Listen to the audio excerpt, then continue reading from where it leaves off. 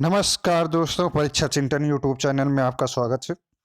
आज की इस वीडियो में हम महत्वपूर्ण question, high level important question जो है उनके बारे में इस वीडियो में अध्ययन करेंगे, सॉल्व करेंगे, जो कि किसी न किसी कम्पिटिटिव एग्जाम में पूछे गए हैं। तो उन्हीं क्वेश्चनों को इस वीडियो में हम लोग सॉल्व करेंगे।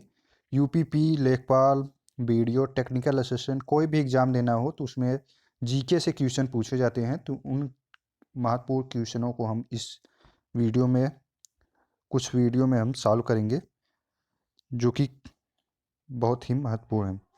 चलिए स्टार्ट करते हैं। पहला क्वेश्चन है, निम्नलिखित देशों में से कौन सा आसियान का सदस्य नहीं है? चार ऑप्शन दिए गए हैं। ए है वियतनाम, बी है ब्रुनेई दारुसलम, सी है बांग्लादेश, डी है म्यांमार।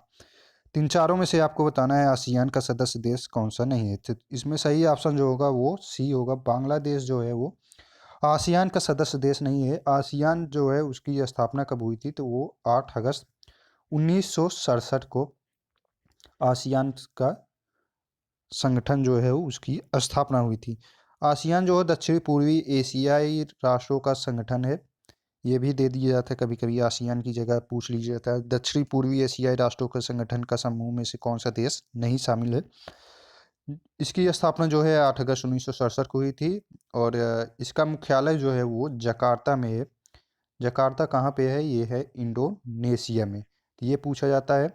मुख्यालय जो हो जाएगा जकार्ता में है। जकार्ता इंडोनेशिया की राजधानी है, जहाँ पे इसकी स्थापना की गई थी। इसकी स्थापना के समय जो है वो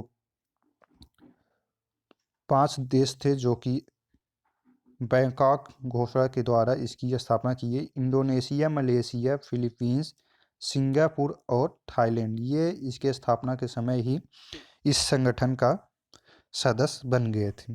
तो टोटल जो है सदस्य संख्या जो है वो 10 है आसियान देशों की।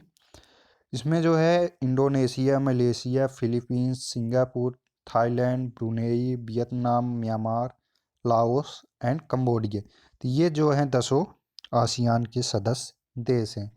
तो ये कम्पिटिटिव एग्जाम में पूछ लिया जाता है इसकी, आसियान के सदस्य देशों के कितने हैं, या इस तरीके से पूछ लिया जाएगा इसमें में से कौन सा आसियान का सदस्य नहीं है, या दे दिया जाएगा कि इसमें में से कौन सा आसियान का सदस्य है चार ऑप्शन में से। तो इस तरीके से क्वेश्चन पूछे जाते हैं। इसकी प्रादेशिक संगठन के रूप में 8 अगस्त 1967 को औपचारिक गठन किया गया था। वर्तमान में भारत, संयुक्त राज्य अमेरिका, रूस, चीन सहित दर्जन भर राष्ट्र जो हैं आसियान के वार्ता भागीदार के रूप में शामिल हुए हैं। अभी ये सदस्य नहीं बने हैं, ये वार्ता भागीदार के रूप में आसियान में शामिल हुए हैं। इसका मुख्यालय बताया ही है जकार्ता में है, जो कि इंडोनेशिया की राजधानी है। कभी कभी ये भी पूछ लिया जाता है को पीसीएस यूसीएस में कि इंडोनेशिया और देशों के राजधानियों के बारे में भी पूछ लिए जाते हैं। प्रत्येक राष्ट्र जो है वो महासचिव के पद में चुनाव के द्वारा नियुक्ति की जाती है। प्रत्येक सदस्य राष्ट्र की राजधानी में एक राष्ट्रीय आसियान सचिवालय होता है तथा इसका प्रमुख एक सचिव होता है। आसियान के महासचिव का पद प्रत्येक 2 वर्ष के लिए ही होता है। तो ये आपको याद रखना है। अगला क्वेश्चन है, निम्नलिखित कथनों पर विचार कीजिए। कोई व्यक्ति जिसने किसी उच्च न्यायालय के अस्थायी न्यायाधीश के रूप में पदधारण किया है तो वह सर्वोच्च न्यायालय के सिवाय भारत में किसी न्यायालय या किसी प्राधिकारी के समक्ष अभिभाषण यह कार्य नहीं कर सकता है।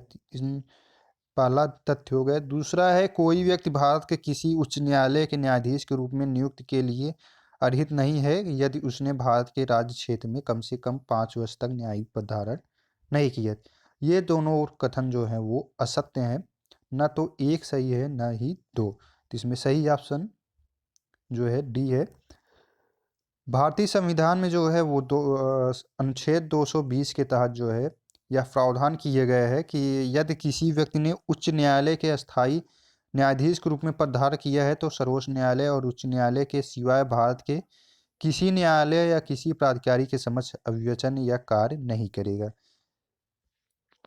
इसके बाद जो है वो पुनः संविधान के अनुच्छेद 217(2) के अंतर्गत यह दिया गया है कि कोई व्यक्ति उच्च न्यायालय के न्यायाधीश के रूप में नियुक्त के लिए तभी अर्हित होगा जब वह भारत का नागरिक होना चाहिए, साथ ही साथ वो कम से कम 10 वर्ष तक न्यायिक पद धारण किया हो, या वह कहीं किसी उच्च न्यायालय में 10 वर्ष तक अधिवक्ता के पद पर कार्यरत रहा हो, तो वो जो है वो उच्च न्यायालय के न्यायाधीश के रूप में नियुक्त किया जा सकता है।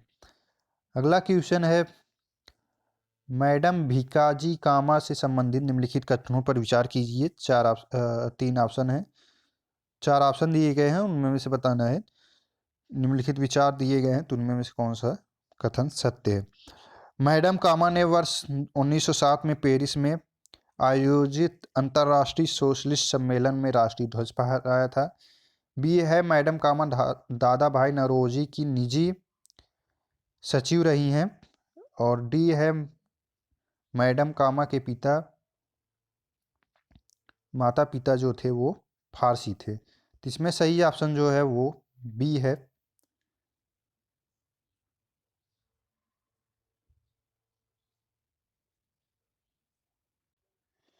तो इसमें सही ऑप्शन जो है वो बी है। 2 और 3 ये जो है सही है।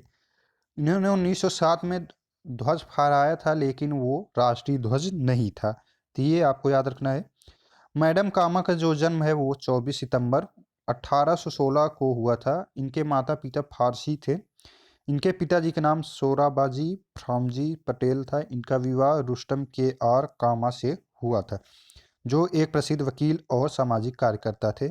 मैडम कामा ने राष्ट्रीय आंदोलन के महान अग्रणी भारतीय भाई नौरोजी के निजी सचिव के रूप में इन्होंने सेवा की थी। अंत में वे कुछ देशभक्त विद्यार्थियों एवं यूरोपियन बौद्धिक लोगों के संपर्क में आकर स्वतंत्रता आंदोलन से जुड़ गई थी। 22 अगस्त 1907 को जर्मनी के स्टुटगार्ट आयोजित अंतर्राष्ट्रीय सोशलिस्ट सम्मेलन में उन्होंने भारतीय स्वाधीनता झंडा जो है वो फहराया था, न कि राष्ट्रीय झंडा। तो ये आपको याद रखना है। यह झंडा कलकत्ता झंडे का परिवर्तित रूप था। ये जो है कुछ महत्वपूर्ण है। तो इसमें जो है वो मैडम कामा दादा भाई नौरोजी की निजी सचिव रही हैं। मैडम कामा के माता पिता पारसी थे, ये भी सही है। 1907 में इन्होंने स्वाधीनता झंडा जो है वो लहराया था, ना कि राष्ट्रीय ध्वज। अगला क्वेश्चन है,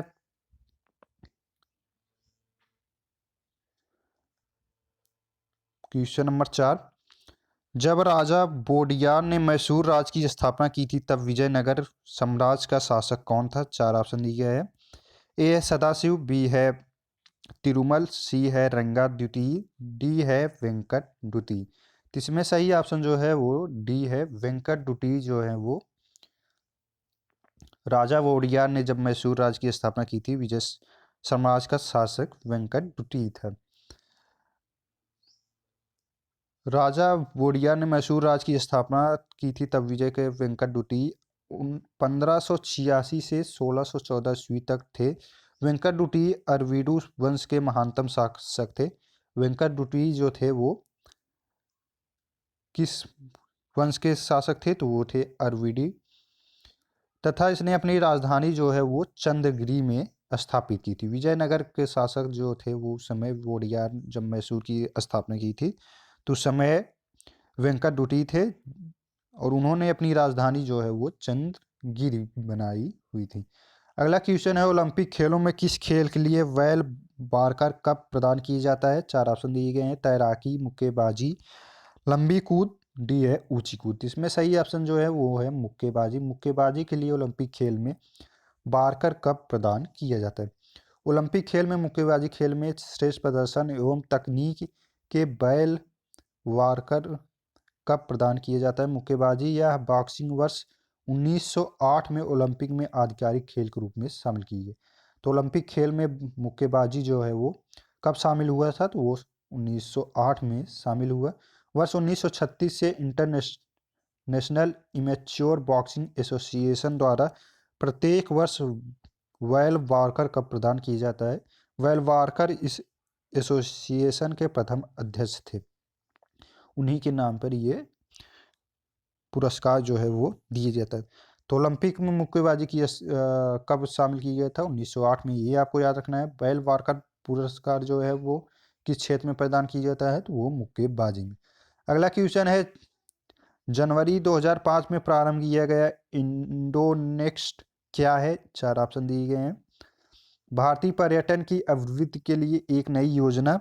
बी है भारतीय हस्तशिल्पों के लिए निर्यात की अभिवृद्धि के लिए एक नई योजना है। भारत में प्रत्येक वर्ष प्रवासी भारतीय दिवस के आयोजन के लिए अनिवासी भारतीयों का एक संगठन है। और डी है बम्बई शेयर बाजार स्टॉक एक्सचेंज तथा क्षेत्रीय स्टॉक एक्सचेंज द्वारा संप्रवर्तित एक विकल्पी व्यापारी स्थल। तो इसमें जो ऑप्शन सही है वो है डी, मुंबई शेयर बाजार तथा क्षेत्रीय स्टॉक एक्सचेंज द्वारा संपर्कित एक विकल्पी व्यापारी स्थल है, जिसकी ये स्थापना जो है वो जनवरी 2005 में प्रारंभ की गई इंडोनेक्स्ट के माध्यम से। इंडोनेस्ट बम्बई शेयर बाजार स्टॉक एक्सचेंज तथा क्षेत्रीय स्टॉक एक्सचेंज द्वारा संप्रवर्तित एक विकल्पी व्यापार स्थल है। इसकी शुरुआत जो है 7 जनवरी 2005 को बॉम्बे स्टॉक एक्सचेंज में की गई थी। विगत वर्षों में क्षेत्रीय स्टॉक एक्सचेंज ने शेयर बाजार में अल्प भागीदारी दर्शाई है, तथा पंजीकृत छोटे एवं मझोले कंपनियों को पूंजी एकत्र करने में अत्यधिक कठिनाई होती थी। उसके लिए इसको स्थापना जो है वो इंडोनेक्स्ट के रूप में की गई। अगला क्वेश्चन है, बुंडाला जीवमंडल आरक्षित क्षेत्र यूनेस्को ने मानव तथा जीवमंडल मैन एंड बायोस्फीयर एमएबी तंत्र में सम्मिलित है, कहाँ स्थित है? जिसमें आपको बताना है बुंडाला जीवमंडल जो है वो किस देश में स्थित है, जिसको यूनेस्को ने मानव तथा जीवमंडल के तंत्र के रूप में शामिल किया।